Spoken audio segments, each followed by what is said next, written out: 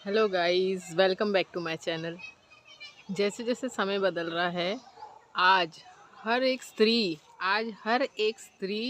बराबरी का पुरुषों का मुकाबला कर रही है, क्योंकि बीते गए समय में बहुत ज़्यादा स्त्रियों को दबाया गया। हर एक तल पर, चाहे वो शारीरिक हो, मानसिक हो, भावनात्मक तल हो, हर जगह स्त्रियों को कमज़ोर बताया गया। जबकि आज पुरुष कहीं ना कहीं स्त्रियों के मुकाबले कम नज़र आते हैं और स्त्रियां बहुत तेज़ी से अपना विकास करती हुई नज़र आ रही हैं हर क्षेत्र में।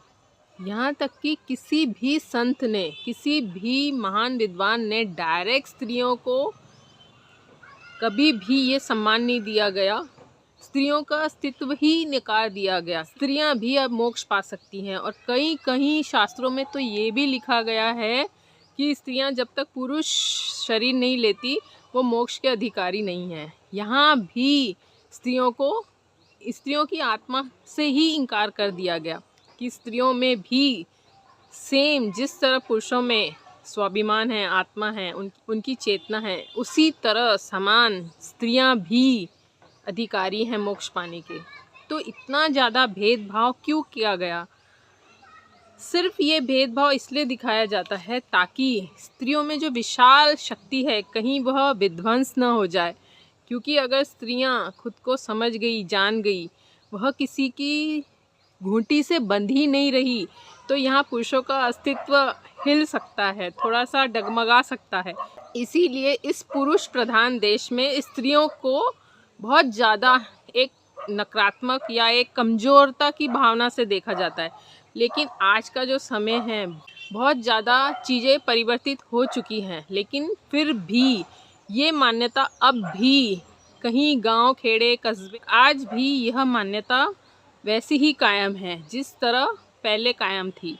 लेकिन फिर भी जैसे जैसे समय बदल रहा है, युग बदल रहा है, स्त्रियां भी बदल रही हैं, स्वयं जागरूक हो रही हैं।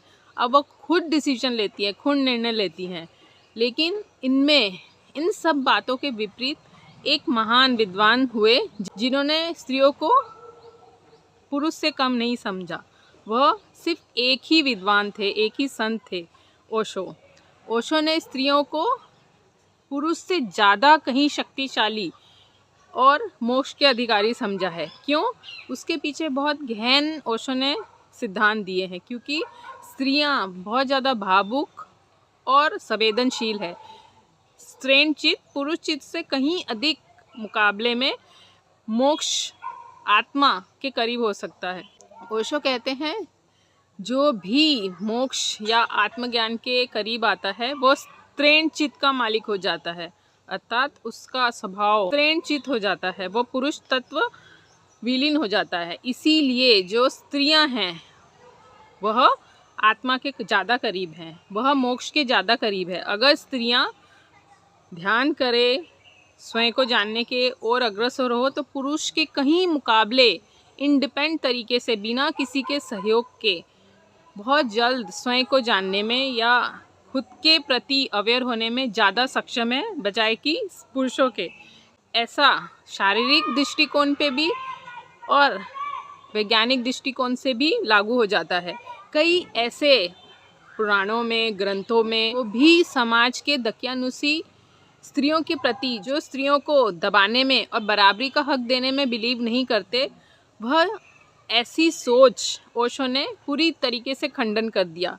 तो यहाँ पे ओशो कहते हैं आत्मा ना तो स्त्री है ना तो पुरुष है। आत्मा जो हमारे भीतर चेतना है, जो एक चिंगारी है, चाहे आप उसे प्रकाश कह लो, चाहे आप उसे शून्य कह लो, चाहे आप उसे जीवन चेतना कह लो, चाहे जो भी शब्द दे दें, वह जो प्रकाश है, वह जो आत्मा है, वह स्त्री हो चाहे पुरुष हो, चाहे बच्चा हो चाहे बड़ा हो, सब में समान है। इंच भर भी कोई फर्क नहीं है।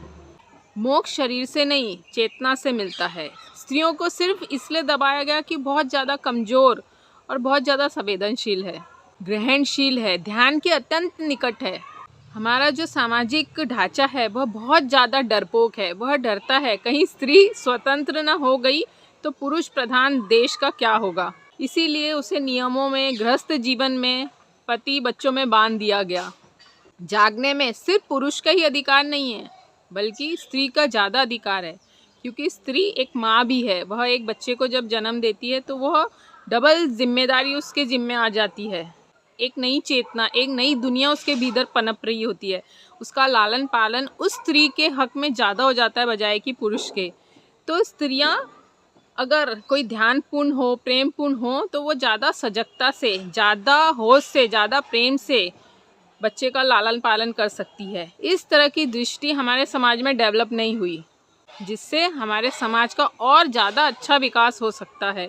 हमारे समाज में ऐसी कई स्त्रियां हुई जो खुद को जान पाई, जैसे सहजोबाई, मीराबाई, ललेश्वरी, सूफी संत हुई, राबिया हुई। तो इस तरह कई चुनिंदा नाम हैं जो एक आम सामाजिक ढांचे से निकलकर स्वयं की अंतश्चेतना को सुनकर आगे बढ़ती गई।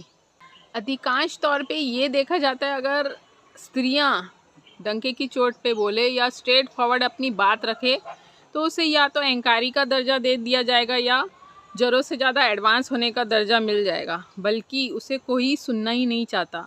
पुरुष भी उसी स्त्री की ओर आकर्षित होते हैं जो बहुत कमज़ोर है या रोती हैं, जो डिपेंडेंट है या फिर बहुत जो इमोशनली वीक हैं।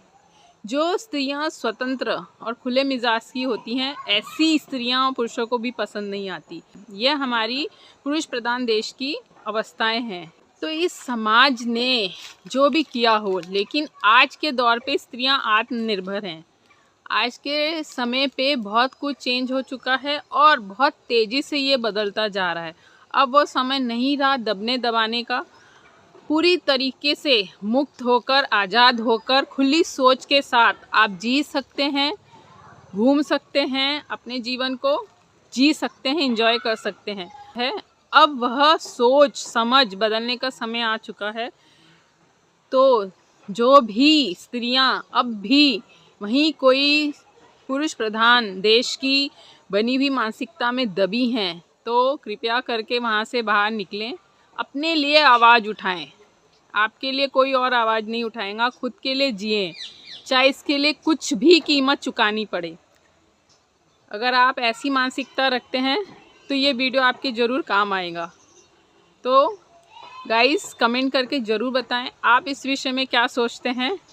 जल्द मिलेंगे नए किस्से कहानी के साथ, तब तक शुभेच्छा।